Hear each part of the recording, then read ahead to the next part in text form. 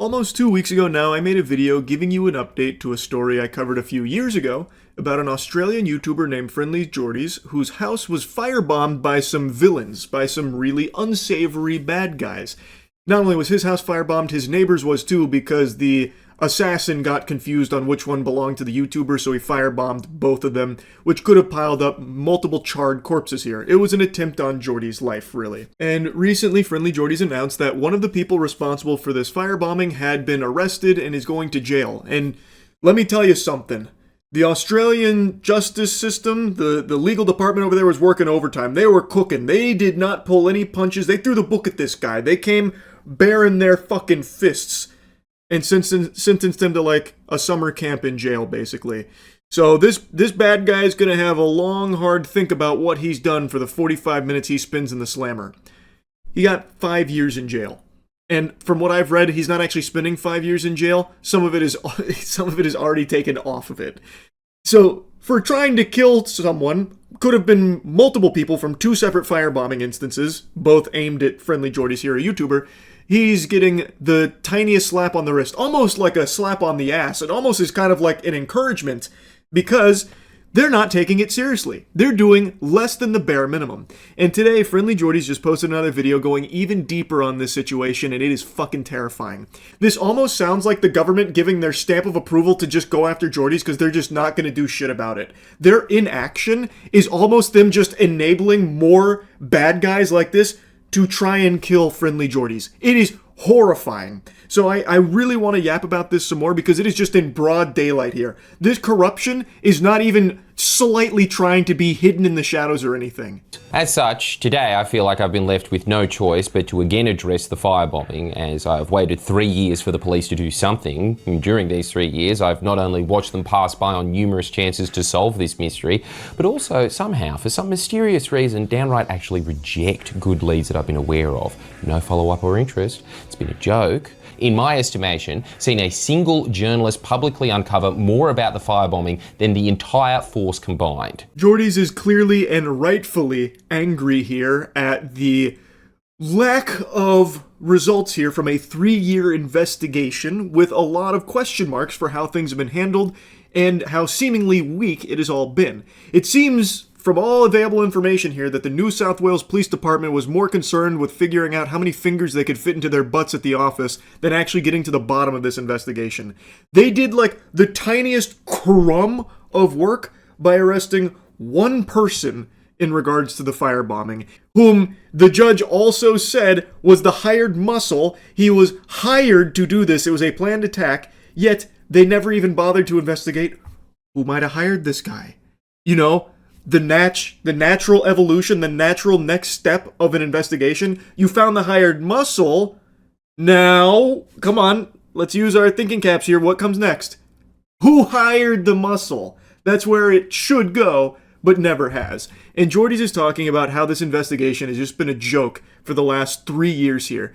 And he is highlighting a journalist that has done significantly more investigation than the New South Wales police force has in 3 years, seemingly.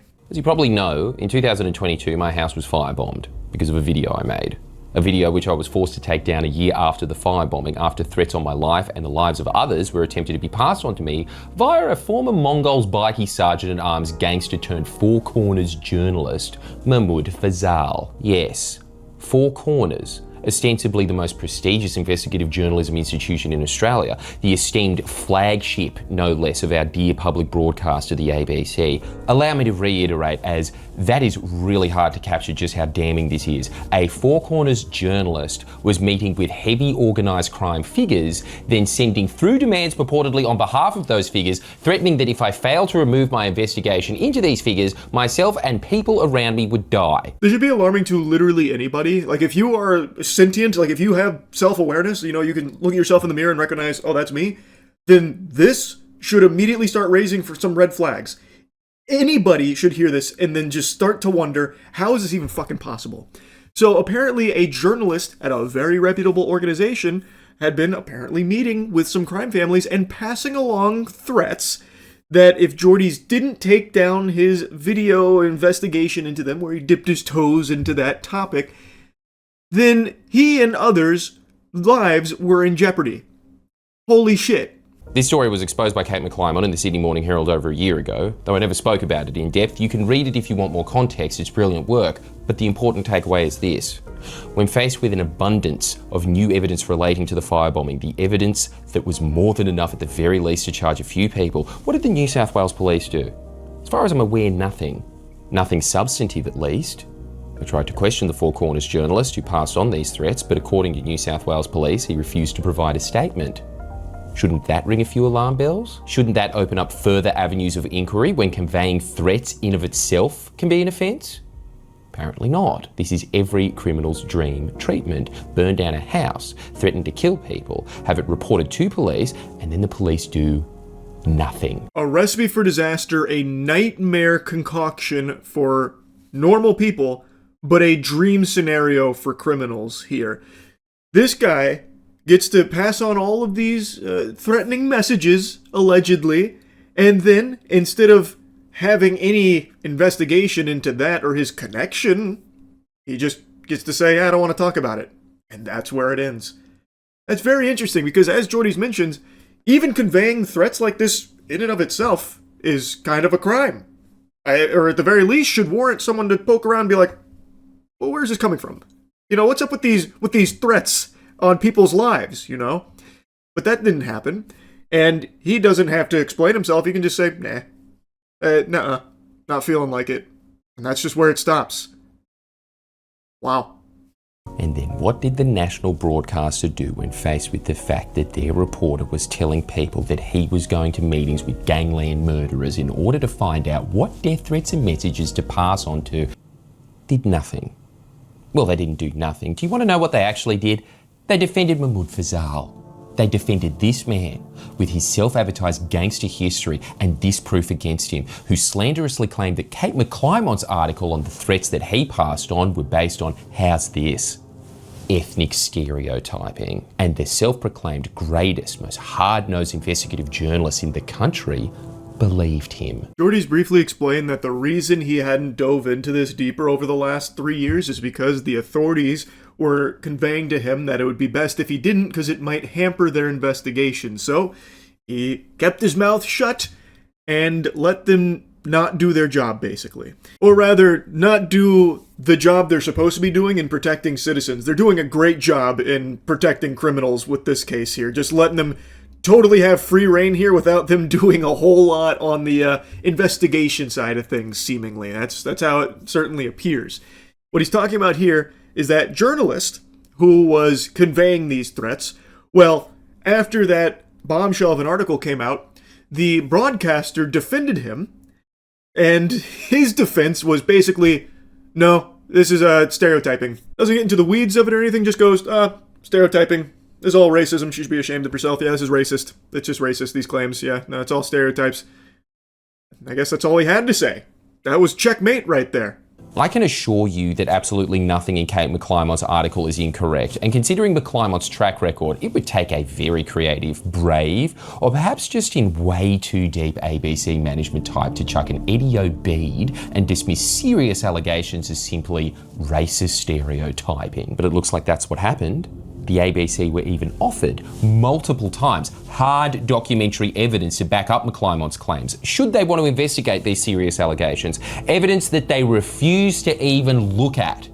In light of, I have to stress, grave allegations, death threats from one of their reporters. That was just a watertight defense right there. They altered. They said it's racist. We're not looking at it. All that information, all of that overwhelming evidence that you were trying to put across our desk? Nope. It's apparently racist.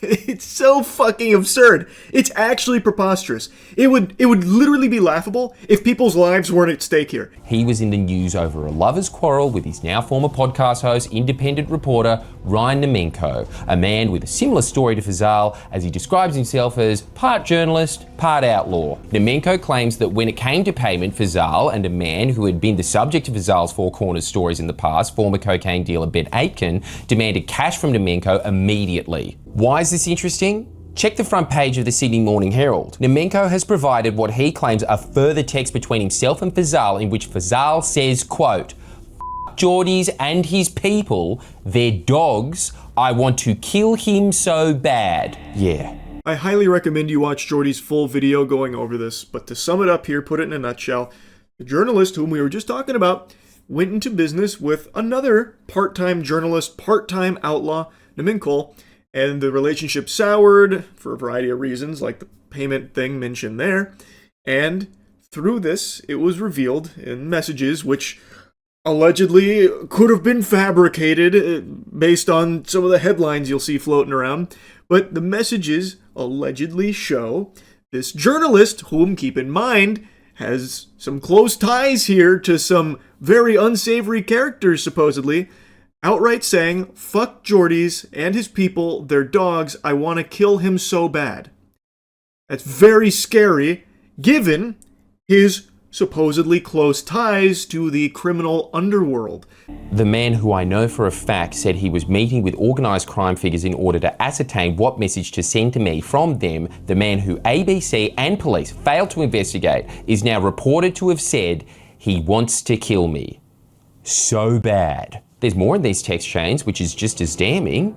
But before I get into them, I want to note that as reported by Kate McClymont, Fazal has claimed that one of the text messages is fabricated and the others merely taken out of context. Having seen the original chains, it's very difficult to see how these could possibly even be taken out of context. Plus, even if just some of these texts are real, as Fazal himself has now implied, that's enough of an indictment on Fazal and the ABC in of itself. Another classic move here, reaching deep into his asshole, into the old bag of tricks. It's out of context. Oh, it's fake. AI. It's a deep fake. No, that's not my penis. It couldn't be. My penis is fucking 14 inches long. Well, soft. No, this is all a lie. This can't be. It's out of context. And, you know, I can't say with 100% confidence what is and is not authentic there. I haven't seen the messages myself, and I haven't seen the full context, but as Jordy's mentions, it's hard to imagine how context could, save some of those messages from not being as scary as they are. And also, he does imply that some of them are real, not fabricated or anything. And as Jordy's mentions, any of those being real is probably enough of an indictment here, you would think. At least maybe enough to warrant, poking around a bit to see, what the fuck is going on. Now, Jordy's does go over one of the text chains here. Again, doesn't really seem like it's missing a whole lot of context, and something Jordy's also mentions, in order to fabricate something like this, it would take quite a bit. Now, Jordy's had released a video 3 weeks ago about the firebombing situation update, where that one arrest had been made, and Jordy's was going on about how it's very weird how some of these journalists, these ABC-affiliated journalists, have such deep access to these bad guys. In response, Namenko has claimed that he and Fazal had this exchange. Ryan Namenko, we all sweet to do Ep 2, or has that issue with Shanks rattled ya? Jordies and his people, their dogs, I want to kill him so bad. Ryan Namenko, are you f***ing serious? Over something you didn't do? Leave it. It's not your place. Mahmoud Fazal. Bro, Alameddin still want to hit me. I need to make up to him with this pod and we will kill it. Better him than me, but f*** him. We should do a pod on that and get my story out. Just leave it. I'm not willing to speak about it because let's be real. You sent the f***ing threats. They f***ed you. Mahmoud Fazal. Nah, he has to get what he gets. He's a dog. Ratted me to Jax. Jax means police. Well, that's not very good now, is it? Pardon my French, but this Fazal guy sounds like a real jerk. I know, I didn't mean to be so rude and nasty about it, but I mean, this is scary shit. I guess I'll give anybody the heebie-jeebies here. Because it's worth remembering that Fazal isn't just, a lone wolf kind of guy. He's not like a random journalist that has no ties to anyone or anything. This is a guy that's being defended by a major broadcasting network with some very seemingly close ties to a notable crime family. It's holding a lot of weight here. It's pretty terrifying stuff. But I think it's important we hear Fazal's side of things, because he has released an email here where he's calling into question the reliability of Nemenko as a source here for these claims.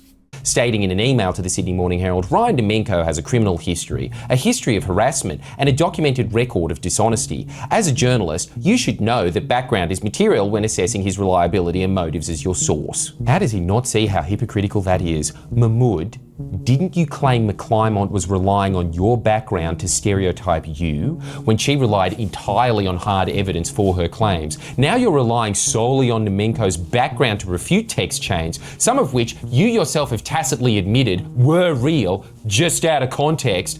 Again, how? What's the context in which any of this is okay? Please enlighten us. Plus, you have provided no hard evidence to the contrary, just Nemenko's background. Whoa, pump the brakes, hold your horses, no hard evidence.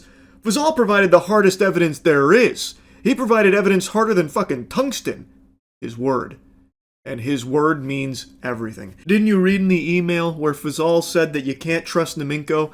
And if Fazal doesn't trust him, then how am I supposed to trust him?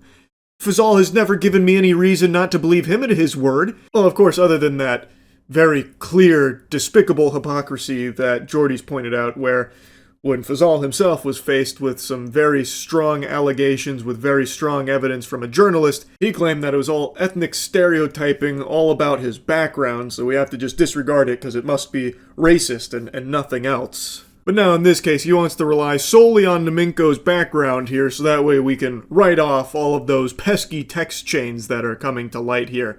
Text chains, by the way, that he himself has literally implied are authentic and is trying to use the defense, the song and dance of, it's out of context.